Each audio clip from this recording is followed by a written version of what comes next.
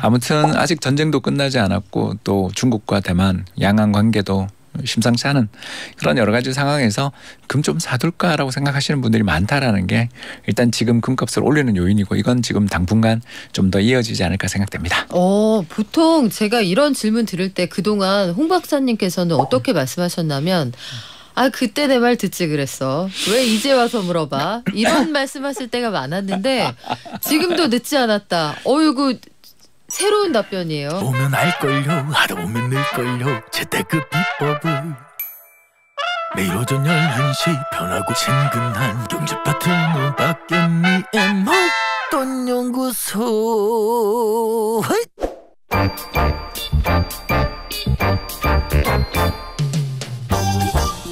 요즘에 결혼들 안 한다고 하는데 종로 예물거리에 사람이 좀 늘어났답니다. 근데 신랑 신부 말고요. 요거 금 좀 비싸게 사줄 수 있는지 알아보시는 분이 늘어난다라고 해요. 왜 그럴까요? 금값이 진짜 금값이거든요. 지금이라도 사서 이걸 쟁여? 아니면 있는 거 다 갖다 팔아? 고민되시죠? 그리고 환율은 또 왜 이렇게 올라갑니까? 달러 약세라고 하는데 요즘 이상하단 말이죠.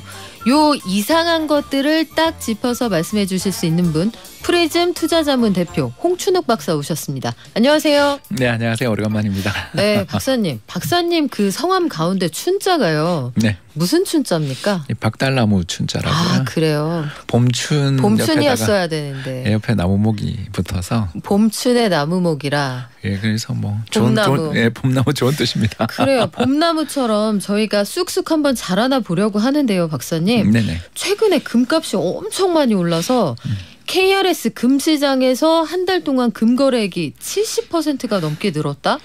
KRX 금시장이라는 데는 대체 어디 있는 거예요, 이건? 거래소에서 만들어준 편하게 금을 거래할 수 있게 만들어준 시장입니다. 한국거래소 그 주식 거래하는 거기요? 맞습니다. 예, 거기서 이제 금도 거래를 할 수 있게 이제 KRX가 가지고 있는 시장이라는 게 우리가 다 알기는 주식 시장만 생각하는데 그거 말고도 다양한 종류의 상품 선물 시장부터 시작해서 수많은 시장들이 있는데 그 중에 하나가 금 거래를 도와주는.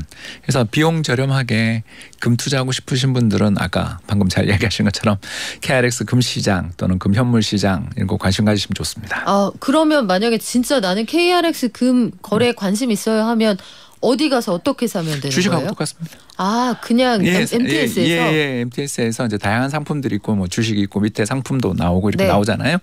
그 중에서 하나 사시면 되는 거고요. 거기서 금 이렇게 치면 나옵니까? 그렇습니다. 금 치면 대부분 나오고 특히 최근에 원체 금 인기가 좋아가지고요. 그래서 거래량도 늘고 또 이쪽 관련된 상품 시장들도 돈이 엄청 들어오고 있는 중입니다. 최근에 개인 투자자들의 금 투자가 늘어가지고 미니 금 거래량 여기에서 미니라는 게 뭐 양이 정확히 어느 정도인지 모르겠는데 한 달 사이에 3배나 늘었어요. 그게 뭐 전 세계 금값이 급등해서 생긴 일이고요. 우리만 있는 일이 아니고 세계적인 일이다 이렇게 보시면 되겠는데 지난해 연말에 1온스 한 23g 정도 되는데요.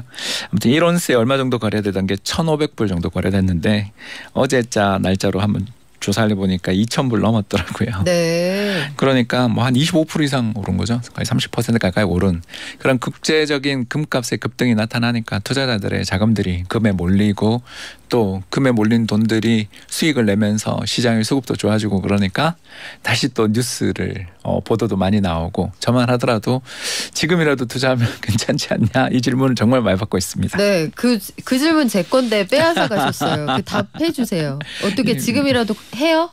저라면 할 것 같습니다. 지금이라도 금을? 예, 이유는 뭐 두 가지인데 첫 번째는 좀 기다리면 미국이 금리 인하해 주지 않겠냐라는 기대들이 되게 커요. 네, 방금 우리 뉴스도 우리 보도 잘 받았지만 미국의 노동시장 그러니까 사람들이 이제 일자리를 찾는 시장이 존재하는데 거기 시장 분위기 최근에 안 좋다 이런 이야기가 나오기 시작하면 5월달 금리 인상하고 나면 이제 금리 인상 끝난 거 아니냐 또 잘하면 연말에 지금보다 금리가 내려가지 않겠냐라는 기대가 굉장히 크잖아요. 그래서 금이라는 건 우리 이자 안 줘요. 그죠? 그런데 달러는 이자를 주니까 당연히 이자율이 올라갈 때는 금은 별로 재미없고 달러가 좋은데 지금 달러 약세에 대한 기대들이 좀 시장에 존재하는 게 첫 번째. 두 번째는 금값이라는 게 전쟁의 총소리와 함께 오르는 성격이 있어요. 이게 1g 정말 작은 양이죠. 1g이 우리 돈 8만 원, 9만 원 하거든요. 너무 비싸다. 예, 너무 비싸죠. 네. 진짜 금이 금값이에요. 네. 그러니 사람들 입장에서 불안할 때 세상이 어떻게 될지도 모르겠다. 또 야, 이거 혹시 피난 가야 되는 거 아니야? 라는 공포를 느끼는 지역에 사는 국민들은 금 사고 싶지 않겠어요? 여기 이제 뭐 또 다른 요인도 있겠지만 그건 좀 이따 하고요. 네. 아무튼 아직 전쟁도 끝나지 않았고 또 중국과 대만 양안 관계도 심상치 않은 그런 여러 가지 상황에서 금 좀 사둘까라고 생각하시는 분들이 많다라는 게 일단 지금 금값을 올리는 요인이고 이건 지금 당분간 좀 더 이어지지 않을까 생각됩니다. 보통 제가 이런 질문 들을 때 그동안 홍 박사님께서는 어떻게 말씀하셨냐면 그때 내 말 듣지 그랬어. 왜 이제 와서 물어봐. 이런 말씀하실 때가 많았는데 지금도 늦지 않았다. 이거 새로운 답변이에요. 알겠습니다. 일단 감을 저희가 잡고요. 김춘자님, 부산도 금빵에 그냥 사람이 바글바글합니다. 금은빵 이거 모르시는 분들도 계시죠? MZ세대는 금은빵이 뭐야? 맛있는 빵이야? 금과 은을 판매하는 그 금부칩 판매하는 그런 가게입니다. 요새는 좀 많이 줄었는데 김경혜님 90년대 말 금 모으기에 다 내놓고 금이 하나도 없어요. 이제라도 모을까 봐요. 박사님은 여기에 찬성한다고 하셨는데 인기가 많으니까요. 이게 금 가격이 이거 누가 정하는 거지? 나는 이 가격에 살 생각이 없는데 이거 궁금하거든요. 네, 시장이죠. 시장. 예, 어디냐면 런던에 있는 시장이 있습니다. 국제 금속거래소라고 아주 큰 시장이죠. 그래서 LME라는 약칭으로 더 유명한 시장인데요. 이 시장에서 금이 표준화되어 있는 금, 순도 99.9%짜리 금들이 이제 거래가 되는 거죠. 물론 거기 앉아 있는 사람들이 전부 다 금이 순도가 몇 %인지 재고 있는 건 아니고요. 그쵸. 표준화되어 있는 검증된 금들을 누구가 가져갈 것이냐에 대해서 어떻게 보면 이제 서류상의 주인들을 가리는 곳인데 그 시장에서 최근 들어서서 큰 손들이 나타났다라는 게 오늘 이야기의 핵심 주제입니다. 큰 손이 나타났다. 예, 그래서 아까 이야기했죠. 전쟁 나면 네. 사람들이 금부치 갖고 싶어 하는데 그때 사실은 미국이랑 사이도 안 좋거나 또는 사이에 끼어 있는 나라들이 금을 좋아합니다. 어떤 나라일까요? 바로 러시아 전쟁 나고 난 다음에 러시아가 보유하고 있었던 외환보유고라고 해서 만일을 대비해서 모아놓은 달러 돈이 외환보유고잖아요. 네. 근데 그게 국제거래망에서 퇴출됐던 거 기억나시죠? 벌써 1년 지났습니다. 빼서 쓰기가 어려워졌죠. 예, 그래서 네. 뭐 완전 못 빼는 건 아닌데 이전처럼 그렇게 쉽게 돈을 빼서 그 돈을 갖고 러시아가 군자금으로 쓸 수 없게 만든 그런 금융 제재들을 받고 나니까 우리 맨날 달러만 모아놓으면 될 줄 알았는데 야, 이거 큰일 났다라고 생각되는 나라 제일 먼저 어떤 나라가 떠오르죠? 중국이. 그래서 중국이 최근 들어서서 전 세계 금 거래에서 순매수 하면서 올해 초에 대비해서 지금까지 산 돈이 40톤. 지금 1g에 8만 원 그랬으니까. 40톤의 순금으로만요? 예, 샀고요. 두 번째로 또 더 많이 산 나라가 하나 더 있습니다. 튀르키예. 지진 났던 나라 있죠. 네. 그리고 가장 많이 산 나라는 아까 이야기했습니다. 끼어있는 나라 싱가포르. 그리고 네 번째는 인도. 이런 나라들이 전형적으로 지금 러시아랑 서방 사이에서 좀 가운데 위치에 있거나 아니면 러시아 편을 들고 있는 나라들 또는 그 중간에서 무역으로 돈 벌고 있는 나라들 입장에서 언제 우리 규제 맞을지 몰라라는 걱정을 가지신 분들도 있었을 거고 아니면 우리도 위험해 이렇게 생각을 하면서 산 것도 있겠지만 이 거래는 대부분 중앙은행에 의한 거래니까 전 세계 중앙은행들이 달러만 들고 가면 이거 미국이랑 우리가 사이가 나빠지면 큰 문제가 생길 수 있어. 금도 좀 가져가자. 네. 예, 이런 수요가 이번에 가격 상승을 일으킨 거니까 이 큰 손들이 움직였다라고 볼 수 있죠. 야, 이거는 상대가 안 되는데요. 나름대로 해치를 하기 위해서 들어갔다, 맘먹고 들어갔다는 얘기인데 그러면 연결해서 바로 항상 나올 수 있는 질문이 우리나라 한국은행은 금 왜 많이 안 사요? 예전에 샀다가 고점에서 힘들어하고 있어서 그렇습니다. 2010년 초에 네. 기억나시는지 모르겠는데 한국은행이 대규모로 또 수십 톤 샀죠. 그랬는데 안타깝게도 그 뒤에 2,000불을 찍고 하락했다가 이제 2,000불을 지금 십몇 년 만에 회복했죠.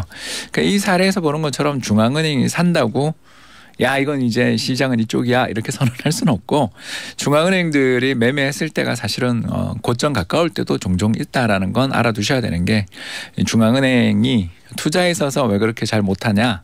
한마디로 말해서 결제 라인이 길어서 그래요. 금값은 매일매일 오르내리는데 저기 들렀다 와야 되는 데가 되게 많잖아요. 보고서가. 최소한 6군데에서 그렇죠. 10군데 사이는 되지 않았겠습니까? 외환 보유액이니까 나름의 고충이 있겠지만 저도 그때 당시 생각이 납니다. 왜 남들은 금 사가지고 재미 보는데 우린 금이 없냐고 질책을 당하고 나서 금을 샀단 말이죠. 그리고 나서 상황이 이래서 그래요. 고민되는 부분이 있는데 금 투자에 대해서 관심이 많은 분들이 늘었어요. 그래서 맞습니다. 내가 개인인데 지금이라도 해보고 싶다. 어떻게 시작을 해볼까요? 크게 3가지 방법이 있는데 제일 편하고 추천하지 않는 방법. 골드바 사는 거죠. 편한데 추천하지 않는다. 예. 왜요? 일단 수수료만 엄청나게 들고요. 수수료도 상당히 많이 드는 데다가 부가세 10% 세금 내야 됩니다. 아 그래요? 왜냐하면 이제 부자들이 증여 상속할 때 그림만 하는 거 아닌 거 아시잖아요. 골드바도 줍니다. 그런데 그런 식으로 현물로 주게 된다라면 정부 입장에서 국고 문제들, 세원 문제들 이런 문제가 많이 생기니까 이런 상품들 관련돼 있는 것들은 세금을 세게 많이 붙인다라는 것을 알아두시고 또 은행 역시도 이게 순도가 100% 99.99%에 이르는 금인지 아닌지를 판단하고 세공하고 뭐 하는 과정에서 역시 수수료를 붙일 수밖에 없는 게 현실인 거죠. 그래서 은행 가서 골드바 주세요 또는 금은방 가서 금 사는 것도 방법이긴 하지만 비용이 좀 많이 든다. 특히 세공비도 감안하셔야 된다. 우리 18K, 24K 구분하실 수 있어야 되는데 우리 못하잖아요. 못하죠. 예, 똑같이 생각지 않습니까? 그래서 노랗다고 해서 모두 금이 아닌 것처럼 순도 문제가 있으니까 그 세공 문제들 또는 이 순도가 정말 맞냐 안 맞냐에 대한 검토들도 필요하고 이제 두 번째 금펀드. 이게 들어보셨죠? 그래서 금광을 채굴하고 있는 또는 금을 가지고 있는 그런 기업들을 주식을 사는 건데 주식에 특유의 문제가 있습니다. 금값과 똑같이 움직여주면 정말 좋겠는데 더 많이 오를 때도 있고 더 많이 빠질 때도 있고 또 금산업이라는 것 자체가 회사가 100% 금만 하는 게 아니라 여러 가지를 생산하다가 금이 같이 나오는 경우 되게 많은 거 아시죠? 해당원에 금도 나왔네 이럴 때가 그렇습니다. 많죠. 그래서 납이랑 많이 나온다 그러죠. 연운분리법이라는 네. 조선시대에 있었던 유명한 은이나 금을 분리하는 방법들도 다 납이랑 연관되어 있는 이야기들입니다. 그래서 이거 관련되어 있는 회사들이 우리는 생각 안 했는데 구리 가격이나 은 가격 변하는 것 때문에 금광산 기업인 줄 알고 샀는데 가격 안 달라질 수 있으니까 네. 그거 주의해야 되고 또 이런 펀드들은 아시는 것처럼 판매 수수료와 유지 수수료가 또 붙죠. 그래서 숨만 쉬어도 수수료가 나간다라는 건 알아두시면 좋겠고요. 좀 마지막으로 추천하고 싶은 게 바로 아까 이야기했던 KRX 금 시장입니다. 그리고 그게 핵심이군요. KRX. 예, 수수료도 굉장히 싸고요. 특히 최근 들어서 인기를 끌고 있는 것은 KRX 금 시장에 투자를 해주는 대신 투자해주는 ETF. 상장지수 펀드가 요새 좋습니다. 그래서 뭐 몇몇 회사들이 이런 상품들을 내놔서 히트를 치고 있는 중이고 거래량도 늘고 있어서 이런 ETF 그러니까 주식처럼 매매가 가능한 펀드들은 이점이 하나 있는 게 수수료가 굉장히 싸다는 거. 주식 거래할 때처럼 굉장히 수수료가 싸다는 게 장점이고 나쁜 점은 거래량이 좀 많지 않으면 아무래도 사고 팔 때 좀 문제가 되는데 요즘 인기가 좋으니까 네. 거래량 문제까지도 해결이 돼 있어서 저는 개인적으로 주변에 투자하고 싶은데 그러면 KRX 어려워 보이지만 한국거래소다. 여기 관련되는 상품 사시라고 말씀을 드리고 있습니다. 그러면 우리가 금 투자하면 흔히 나 금은방 가서 금을 몇 돈을 사야 되나 이렇게 생각을 하셨을 텐데 그거가 그 세금을 이기려면 수익률이 되게 좋아야 되잖아요. 또 사고 팔 때 리스크들이 그쵸. 존재하는 시장이잖아요. 아까 이야기했던 네. 순도 문제 그리고 옛날 유행이 아닌 금붙이가 뭐 황금포도 이런 거요? 네, 뭐 그런 네. 거부터 뭐 예를 들어서 정말 능력 있으신 분들은 뚜꺼비도 있고 아이고야. 송아지도 있잖아요. 거북이, 두꺼비, 송아지 그 3대장이죠. 네. 부럽습니다. 예, 집에 열쇠도 있으신 있고요. 분들. 그래서 네. 이런데 세공비를 이제 새로 유행하는 금으로 만들기 위해서는 세공비가 또 들잖아요. 만약에 거기에 뭐 미적 가치를 좀 더 부여하신다면 그 여하간 그러면 금통장 골드뱅킹을 하셔도 수수료가 제법 비싸고 현물도 세금이 비싸니까 KRX를 통해서 요 금 펀드를 운용하시는 게 도움이 될 것 같다. 서은영님 몇 년 전에 엄마가 저희 3남매에게 금을 50돈씩 사주셨어요? 와. 이러면 30만 원 돈 이상일 것 같은데요. 야, 엄마 플렉스. 그러니까 네. 여기다 50을 곱하면 계산 안 하겠습니다. 부럽습니다. 다들 소중하게 보관 중인데 오르고 있다니 너무 좋네요. 그래 엄마의 사랑이 소중한 거죠? 그렇죠. 꼭 올라서가 아니라 이런 실물 금을 계좌로 만들어서 입금하는 건 별로 지금 추천 안 하시는 것 같은데요? 그렇죠. 이걸 차라리 저 같으면 팔아서 네. KRX 금현물에 투자를 하겠습니다. 네, 그 방법을 추천해 주신다고 하고요. 윤혜란님 아까도 등장하셨죠? 저는 금방에서 5, 6년 일했습니다. 결혼할 때 순금 사서 4배 올랐을 때 팔았어요. 맞습니다. 4배만 해도 대단한 거 아니에요? 4배 더 올랐는데 아까 말씀드린 것처럼 아마 사고 파는 데 드는 비용까지 다 감안한 성과이실 것 같습니다. 저보다 훨씬 많이 올랐죠. 한 10배 올랐습니다. 그때. 대단하네요. 그러니까 IMF 경제 위기 때가 네. 사실 금값이 최바닥이었던 시기고요. 그때부터 시작해서 이제 그 뒤로 10여 년에 걸쳐서 10배 정도 올라서 지금은 그때에 비하면 또 그냥 그 제자리 걸음이었습니다. 근데 최근에 많이 올랐죠. 네. 이게 금값이요. 근데 적정 가격이라는 걸 어떻게 파악할 수 있어요? 그런 거 없어요. 그런 거 없어요? 왜냐하면 주식이나 채권이나 부동산은 이걸 보유하고 있으면 현금이 나오잖아요. 그렇죠. 그래서 이자가 나오든 배당이 나오든 월세가 나오는데 금은 비용만 나가요. 왜냐하면 너무 비싸고 귀한 물건이기 때문에 이걸 잘 보관해야 되고 수수료가 붙죠. 그렇기 때문에 금은 일반적인 우리가 이야기하는 흔히들 이야기하는 3대 투자 자산에서 밖에 있죠. 그래서 이런 자산을 저희는 대체 자산이라고 부릅니다. 그러니까 반대편에 있어요. 또는 시장에서 일반적으로 거래되고 있는 표준화된 자산하고 달라요. 또는 케이스 바이 케이스예요 라는 뜻입니다. 그래서 이런 대체 자산에 속하는 가장 대표적인 것 중에 하나가 코인도 들어갈 거고요. 네. 그리고 이런 금은 어떻게 보면 기존에 있었던 화폐 시스템, 그러니까 화폐 시스템이 뭐냐면 정부가 발권력을 가지고 있고 우리는 그 지폐를 믿고서 쓰고 그리고 그 지폐를 이용해서 주식, 채권, 부동산을 사고 이거는 내 재산권은 잘 유지돼라고 믿는 어떻게 보면 시장 경제 200년 사이에 또는 민주주의 제도 몇백 년 사이에 만들어진 우리가 만든 이제 좋은 시스템인데 이 시스템이 잘 안 돌아가거나 흔들리거나 저항 세력이 생길 때는 이제 반대편이 오르는 거죠. 네. 그래서 왜 그렇게 많이 특히 금값이 많이 올랐나요? 이렇게 다들 물으시면 답이 양적 완화 때문이라고 다들 그러거든요. 제로금리 양적 완화 우리 다 잊어버렸지만 그래서 아무리 현금을 가지고 있어도 이자 한 푼 주지 않는 데다가 정부가 세금 거둔 것보다 더 많은 돈들을 쓰고 그 돈을 중앙은행이 윤정기 돌려서 채워주는 사실 그 꼴을 우리가 한 10년 봤잖아요. 2008년부터 이제 그 제도나 이런 것들이 없어진 게 2017년, 18년이었는데 2020년 코로나 때 또 하고. 그러니까 상시적으로 정부가 국민들한테 세금 잘 걷어서 나라를 경영하기보다 이거 좀 다르게 돌아가는 거 아니냐. 이거 현금 지폐가 의미가 있어? 이런 고민을 가지시는 분들에게 다른 대안이 없을까라고 묻는 분들이 세상에는 존재하고 그 다른 대안을 찾는 분들이 아까 얘기했던 것처럼 개인 고객뿐만 아니라 전 세계 중앙은행도 찾거든요. 그때 금값이 오른다. 그래서 이자 떨어지고 더 나가서 달러 패권의 약세 이야기가 나올 때가 금에 투자하기 좋을 때인데 일단 지금 미국이 아무리 전쟁 중이라고는 했지만 2021년 우크라이나 전쟁 이후에 러시아에 대해서 규제를 가하는 과정에서 일단 국제거래통화 달러를 보유하고 있는 게 만일을 대비하는 보험으로서는 효과가 없을 수 있다라는 우려를 확인시켜줬죠. 확인시키고 시장에. 방아쇠를 당겼죠. 네. 그 뒤에 이제 금에 대한 고민들이 글로벌 금융시장에 많고 결국 최근에 금리 인상이 대충 마무리 국면이다 싶으니까 금에 대한 관심도 높아져서 저는 금은 저는 아주 나쁜 자산은 아닐 것 같다. 그냥 큰 성과를 네. 기대하기는 어려울 수 있지만 어느 정도의 안전판으로. 그렇습니다. 자, 그런데요. 마지막으로 오늘 환율 얘기하면서 마무리할게요. 환율이요. 아니 글로벌 달러 인덱스는 100 부근까지 내려왔는데 원달러 환율은 왜 이렇습니까? 환율을 결정짓는 요인은 크게 두 가지가 있는데 그중에 한 80%는 미국이 결정하는 거고요. 기축통화 가치가 어떻게 움직이느냐가 제일 중요하죠. 그런데 이제 나머지 20%가 뭐냐면 한국 요인이에요. 우리가 그 20%가 그렇게 셉니까? 이번에도 그렇고 작년 9월도 그렇고 환율이 그러니까 하락하다가 급등하는 시기에 공통점이 국내 사건이죠. 작년 9월에 무슨 일이 있었냐? 레고랜드.